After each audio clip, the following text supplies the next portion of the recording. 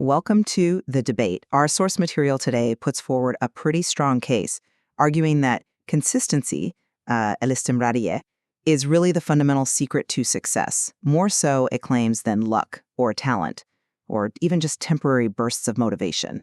The material really digs into how we can train our minds to push past that internal resistance, the excuses we all make.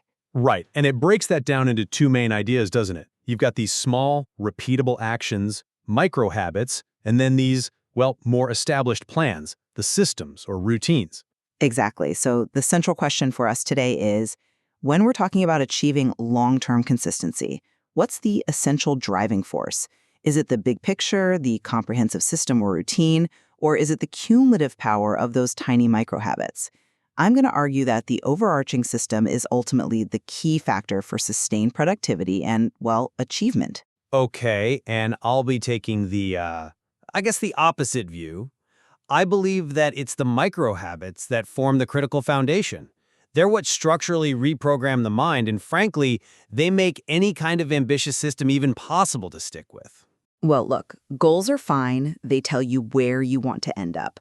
But the system, the routine, that's the actual road you need to travel to get there. The material calls routine the strongest friend to your goals. And I think that's right because it turns these effortful decisions into, almost automatic habits.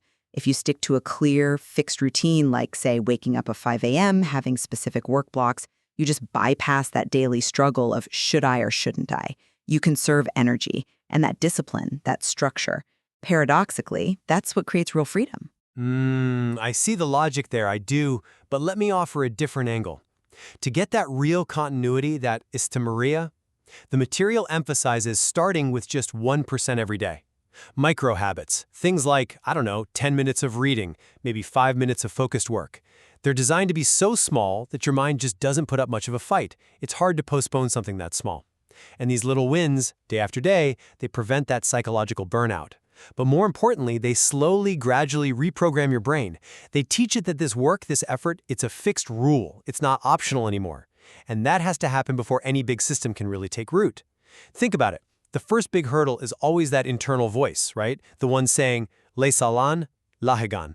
Not now, later. The source points out that it's only by forcing yourself successfully to do that tiny task, even just 5 minutes of exercise, that the mind gets the message, okay, we are not delaying this.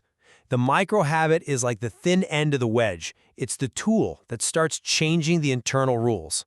Okay, I understand the thin end of the wedge idea, but I'm just not convinced that a collection of small, maybe disconnected wins can really replace a solid foundational structure. Small wins feel good, sure, they build momentum, but it's the system, the overarching plan that proves, as the material says, you're a person who keeps their word. That's what builds real self-discipline, real accountability. Without that fixed daily commitment, those 1% changes, they feel kind of arbitrary. They're vulnerable, highly prone to failure the second your mood dips or, something unexpected happens. The system provides the backbone.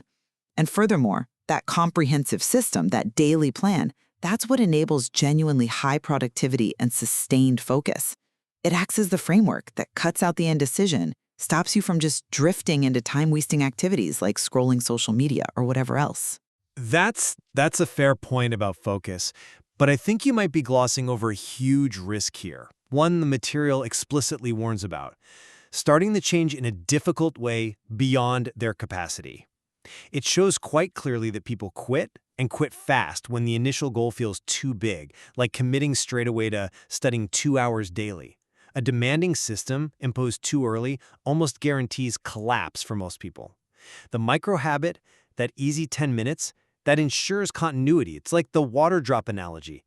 Hitting the rock again and again, it eventually penetrates. It avoids that mental and physical exhaustion, the irhaq the nafsi wajasidi, that rigid systems often cause right at the start. So to wrap up my view, I still maintain that the commitment to a clear, structured system is what provides the essential framework for stability. The system acts as this reliable foundation, ensuring that daily efforts are channeled consistently, preventing drift, and ultimately building long-term self-trust and discipline. And I'd circle back to my core point. Without the compounding success of those simple, almost effortless micro-habits, that steady 1% daily improvement, any grand system, no matter how well designed, remains fundamentally fragile. It's likely to collapse when motivation inevitably wavers. The small win is the engine that builds belief, and you have to get that engine running first. Well, it's certainly clear that both the stability offered by a system and the cumulative power of micro-habits are profoundly important for achieving consistency. They represent two different, yet perhaps complementary ways to tackle that core challenge, turning our intentions into reliable actions. And the source material definitely gives us some powerful tools to think about both paths.